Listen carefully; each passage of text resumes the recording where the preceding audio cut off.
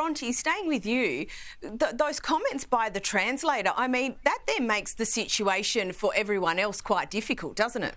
Absolutely. It's really quickly become a he said, she said situation. And as you said before, I don't really know that we're going to find out exactly what happened because already it's quite vague, anything that we have heard about it. So the translator has said, and bearing in mind she's someone who's done this job for many years, she has referenced the fact that she has translated many, many books, never ever experiencing an issue like this before. And she said the words were there in black and white in front of her. So that's what she said and what she's put out there. And she says she translated exactly what she was given. Of course, we heard at the top of the show there that the author has said it was never in any draft, any edition that he submitted. I don't know where the truth sits in all of this. I don't know how this could happen. But as I said, it's a very big mess. And I do believe that we are unlikely to find out exactly how this has occurred. All we know is that something is going to happen as this all keeps unfolding between the royal family and Harry and Meghan and the author and the shambles. I feel like everyone's ducked for cover. Well, almost everyone. Louise, Piers Morgan didn't hold back naming names. Here's what he had to say.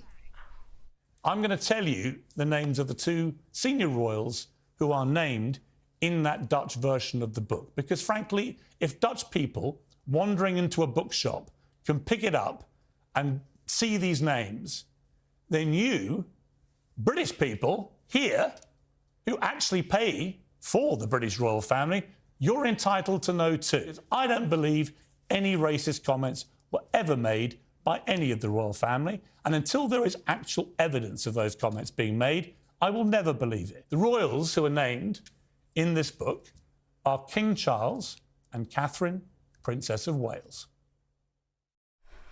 Louise, it was inevitable though, wasn't it? I mean, the names had been published. They were in that version of the book. It was becoming a very poorly kept secret. It was only a matter of time before it was openly reported, right?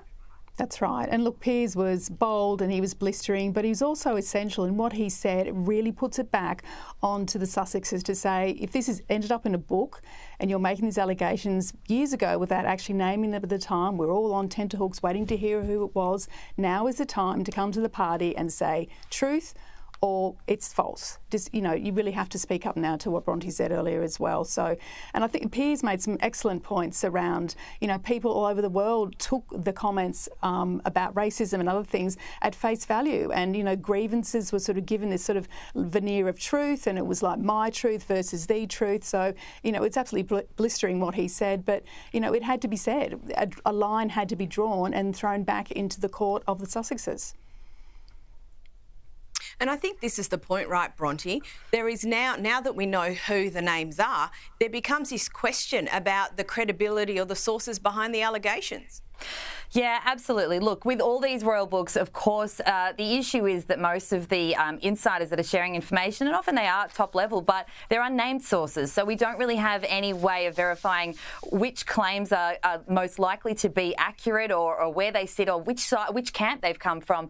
And before this book was even published, Omid Scobie was quite a well-known figure and quite divisive also following the release of Finding Freedom, his first book, which really told Harry and Meghan's story before they started telling it themselves. So a criticism that has followed him is that he's very sympathetic to their side, that he does, often it has been said that he provides just that side without a lot of balance. And so, again, when you're reading this book and you're looking at it from that perspective, you know, you do have to take that in as a factor. And you know, when we're talking about, this is the issue, we're talking about such big accusations that have lingered around for so long.